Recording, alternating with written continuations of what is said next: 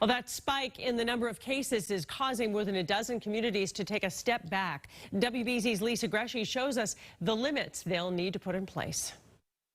Effective today, 13 cities and towns across Massachusetts are being forced to take a step back in the reopening process after 3 straight weeks in the red zone. It takes a community to get to this red, and it takes a community to get out of the red. So I need the cooperation of everybody. Mayor of Waltham, Jeanette McCarthy, says the city is seeing an undeniable increase. We've had 3 weeks of red, unfortunately, and the numbers indicate we're going up 15 each day. And it's proving to be community spread.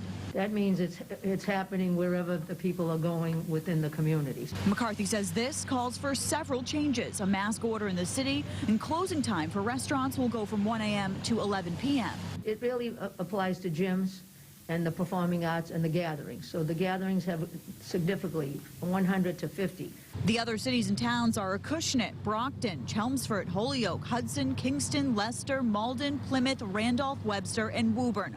All of them going from step 2 of phase 3 back to step 1, meaning businesses like roller skating rinks, trampoline parks, laser tag, and escape rooms must close, while gyms, libraries, museums, and arcades have to reduce capacity from 50% to 40%. Outdoor gatherings, as well as outdoor theater and performance venues, are limited to 50 people. Unless you know and see these people every single day, and they're in your actual cohort or your family, you should not be going and doing things, especially while we're in the red. Also expected in Waltham this week, a state-issued code red alert to let people who live here and those passing through know that the city remains at high risk. The state will also release its weekly community update on Thursday. Reporting in Waltham, Lisa Gresci, WBZ News.